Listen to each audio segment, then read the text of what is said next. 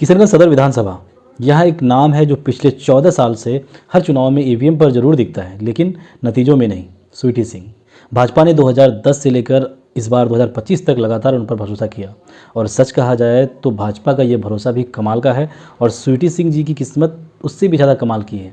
जहाँ टिकटों के लिए इतना हो हल्ला है, वहीं टिकट इन्हें थाली में परोस दिया जाता है।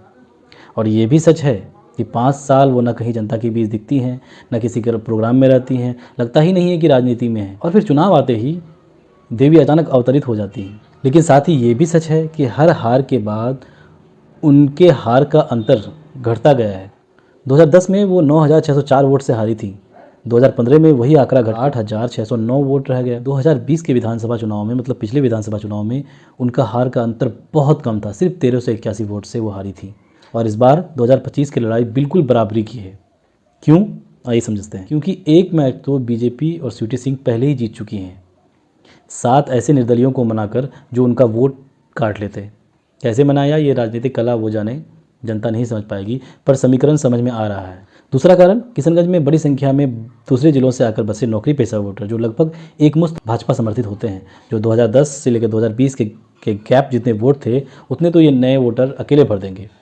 तीसरा, स्वीटी सिंह का निजी इमेज और भाषा उनकी अब तक मर्यादित रही है। इनके किसी आपत्तिजनक बयान की राजनीतिक फाइल आज तक नहीं खुली। और राजनीति में बदजुबानी ना करना भी आजकल काबिले तारीफ कला है, वो भी तब जब आप भाजपा में है। हाँ, उनके पति के बारे में कुछ इलाकों में तरह तरह की बातें सुनने में आती हैं। और सबसे दिलचस्प मोड़, इस बार वो अल्पसंख्यक समुदायों से दुआ लेने में भी चूक नहीं रही, क्योंकि जायसवाल साहब को सभी समुदायों का वोट मिलता है। तो अगर दिलीप जायसवाल साहब अपने समर्थकों का हिस्सा जोड़ दें तो इस बार स्वीटी सिंह जी का नैया पार लगाने से कोई नहीं रोक सकता। राजनीति में कहा जाता है, एक बार की हार संयोग होती है, 4 बार की हिम्मत संकेत होती है।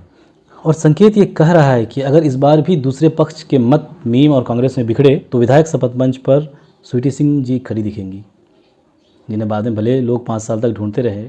लगभग 3-4 स्टेप्स वो जीत चुकी हैं। एक आखिरी पायदान है जो उन्हें जीतना है, वो है दूसरे पक्ष के मतों का बिखराव।